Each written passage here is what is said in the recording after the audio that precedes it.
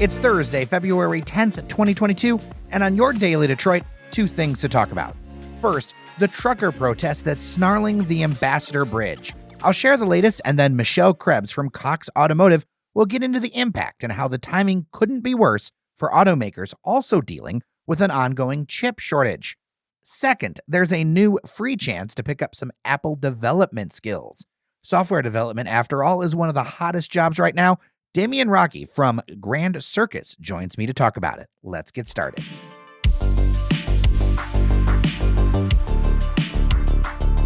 The Ambassador Bridge spanning the Detroit River has been mostly, if not completely, blocked for days, and the Blue Water Bridge slowed down as protesters that call themselves the Freedom Convoy have shut things down with the goal of removing vaccine mandates for truckers and to loosen pandemic restrictions in Canada. As I mentioned yesterday, this movement is spreading throughout that country. Canada has had a far more stringent COVID set of restrictions, and notably just 1/3 of the deaths per 100,000 people than the United States. The latest is an injunction was requested Thursday by the city of Windsor to move the protesters. Labeling this a national crisis, Windsor Mayor Drew Dilkins in a press event said that the individuals are trespassing. Ontario Provincial Police responded immediately to requests, and more are coming with the idea that there would be enough law enforcement if an injunction is granted and protesters don't want to go peacefully.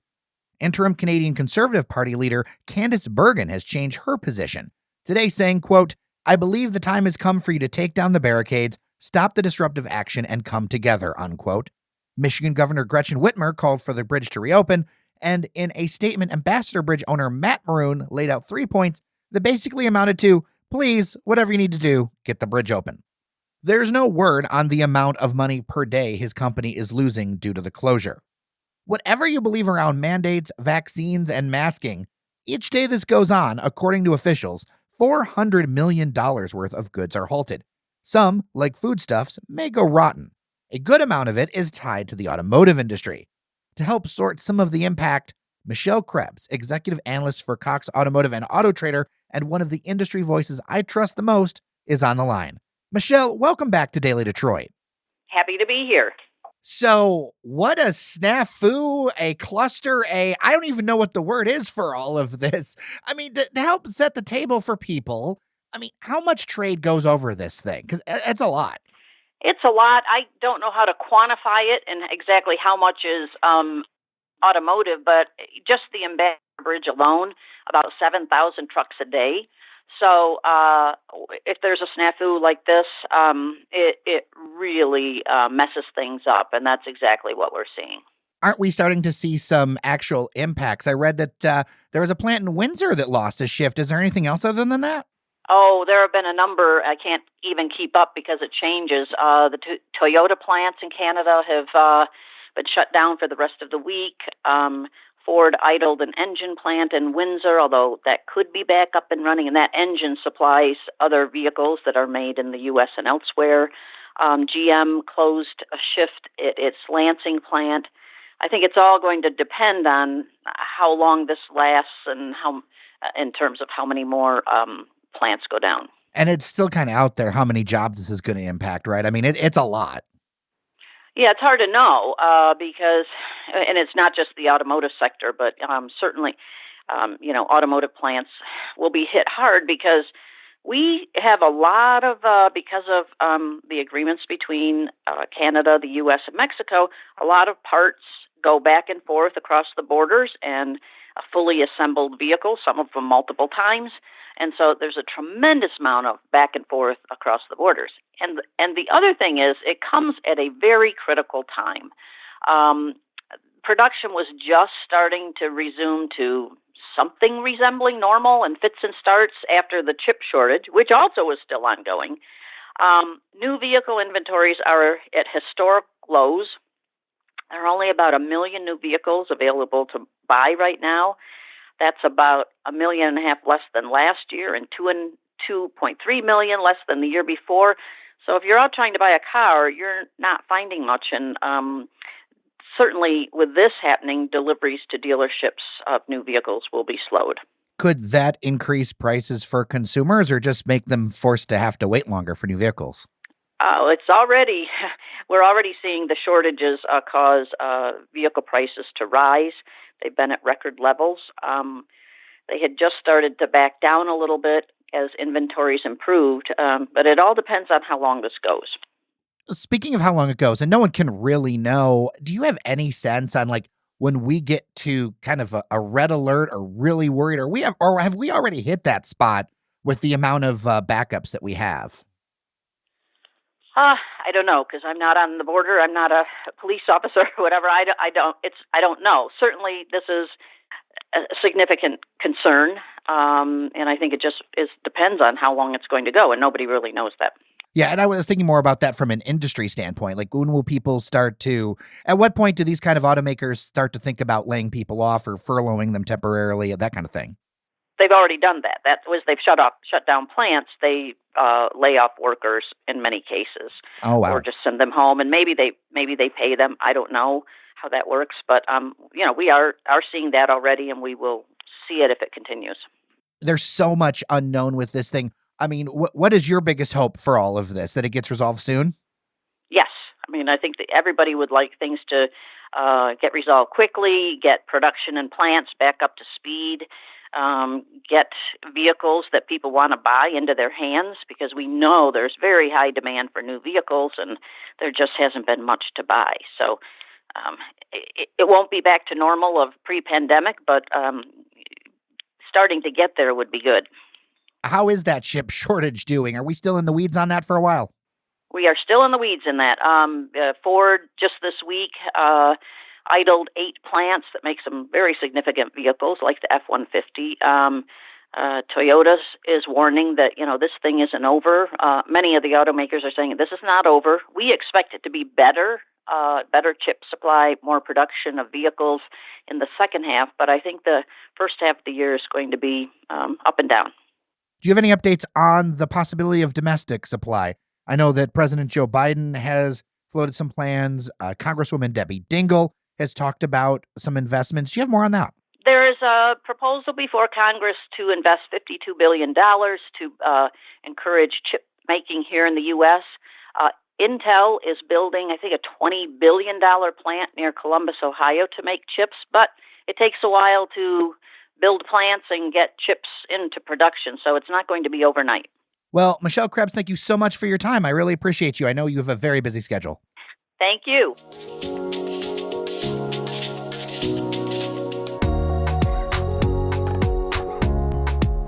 Joining me virtually, Damien Rocci. He's the CEO of Grand Circus. Welcome to Daily Detroit. Thank you. Nice to be here. Good to speak with you again. Good to talk with you, too. Now, just for the uninitiated, Grand Circus is not P.T. Barnum running around with elephants. No, it feels like a circus sometimes. I know you've been around a while. Right, we have. We've been around for just over 9 years. We're in our 10th year now, so yeah, it's sort of crazy to consider that we have been around that long. You don't stick around that long without providing some value and having something that gets traction. So really, before we get into this interesting program with Apple, what is it at the end of the day that Grand Circus has been doing the last decade? So Grand Circus is a learning institute, and what we do is we teach high demand technology skills that connect individuals that want to get into a tech career with employers. The programs that we run specifically are called coding boot camps, and they're full-time 14 weeks or part-time, with just 3 nights a week for 28 weeks. Then they take you through, from zero to all the skills you need to become a software developer. So that's the core focus of what we do, and it's always been about helping Michiganders connect to a tech career. So that's really what we do, Joe. And it's been this focus on web technology, which JavaScript, full stack JavaScript, full stack C# and Java. But and really the thing that I'd love to talk to you more about is that we've been trying to figure out how to expand access to tech and other roles within tech for a while, and it was sort of a unique opportunity that we landed on with Apple to be able to sort of go beyond web dev technology into the app economy, and so that's really what this program's about. When we had Alicia from Apple on the show, we had a really strong response of people who were interested, but let's be honest, there was already limited slots by the time that we had that conversation, if any available. And a lot of people are like, okay, well, I want to do something. I want to get involved with this. And so basically, there's this new introductory app development course that you've partnered with Apple to do. Let's talk about that because it's different than what they're doing. And also, and this is a key concern for me as someone who in my previous life dealt with a little bit of workforce stuff, certain things are a lot of commitment of time. And this is, of course, a commitment of time, but it's something where you can get the feel if this is something that might be a fit for you. So kind of unpack what this development course is. And I believe it's free, right? Yeah, it is. And you're exactly right. I mean, I think that we often speak to people who are curious about a tech career, but they don't really know what they don't know. And so what's great about this, it's called the foundation program that we've developed in partnership with Apple, is that it's really a first-hand experience of, the Apple platform, and it gives people an opportunity to both learn about what it's like to build an iOS app, but also what it's like to work in tech. So in terms of this program, it's a month long. It's around 20 hours a week. So, there is a commitment, but it's not a significant commitment. And over the course of the month, what we're doing is we're working with students to sort of teach them about basic app design and development principles. We're introducing the Swift programming language, which is a language that's used to develop, many iOS apps. And then ultimately, students get an opportunity to prototype an original idea. So it sort of takes you through the entire process and exposes you to it. And as I said, if you're interested in this as a career path, it's a pretty cool, unique way to see if it's for you. And as you mentioned, it's free, which is always good. And because of Apple support, participants in the class will actually get access to the hardware. So you get a laptop and an iPhone, for the duration of the class, so you can actually build stuff, and it's as real as it can be. I think on-ramps to these kinds of things are so important because, look, the economy is going in a certain direction and it's not stopping, right? Like, right. The clock is not turning back in any way, shape, or form. No, absolutely. I mean, and it's, as really stating the obvious here, the explosion in sort of demand for these roles has been, remarkable. And so if this is a career path that you're interested in, there's no shortage of opportunity. So one thing I was surprised, honestly, to learn was that in the press materials was that Michigan supports close to 50,000 iOS app economy jobs. I mean, you're somebody who works with people like after people get graduated from what you're doing, getting people hired, all that kind of stuff. Are you seeing that kind of demand for this kind of stuff? And in general, what are the kind of demands that you're seeing for jobs that Grand Circus trains people for? We've seen tremendous demand over the last 9 years. It's really across the board, but you're right. There are around 50,000 iOS app economy jobs in Michigan, and I think nationally it's something like 2.1 million. But I think that the thing that's really appealing about this type of career, and particularly the students that have graduated from our boot camps, which that's more of a job readiness program than this particular foundation program. It sort of puts you on the path to a high paying, high growth career. And 90% of our graduates are getting employed in a tech role after they graduate. So, that maybe speaks to just how much demand there is for these skills. I know from our listeners that basically they take a contract, like especially the people involved in tech, there is so much demand for what they do that there are often dueling job offers for the same person within a week of announcing that they're available. Yeah, it's pretty cool. It's great. It is a good thing, and it is definitely a bright spot. So how is this program coming together? Like if somebody wants to do this, are there restrictions on where they can live? What does it take for somebody to be part of this? Thank you for asking. That is a great question. So I mentioned that there is hardware. So, we figure out how to get that to people, but the class itself is being done remotely. So, you can do this from your home. And beyond that, there aren't many requirements. You need to be older than 18 years of age. And really beyond that, there's a very simple application. And what we're trying to figure out is, firstly, is the individual who's applying, are they curious and they're sort of motivated to learn? And if you're not, then you probably shouldn't be doing this anyway. But I think beyond that, we like to see that people have some level of comfort with a computer or a smartphone. So there's a little bit of digital literacy, if you like. And have maybe, explored some of these technologies and, have looked at ways to try to get involved. So again, just as a way of demonstrating that this is the right career path for them, or sort of, path to explore. But beyond that, it's there really aren't many requirements, and it's really a case of being available to dedicate 20 hours a week for 4 weeks, and a number of sort of workshops that are scheduled out over the balance of the year that people can go and look at as well. Is there a residency requirement with this? I know some programs are limited by geography, whether it's by city, by county, anything like that. We're focusing on Michigan residents initially, and that's really, obviously your population, but, that would be one requirement. Good to know. Good to know. Well, I appreciate all of this information. If people want to sign up for this, where can they go? So the best place to go is our website. As I mentioned, there's we have a schedule of workshops that are sort of listed there and a lot of other, FAQs. If you go to grandcircus.co/Apple, you'll see there's a place to apply. And as I mentioned, a lot more information, so that people can see what it's all about. Well, Damien Rocci, CEO of Grand Circus, I appreciate your time and thank you for coming on the podcast. Thank you for having me. Appreciate the support.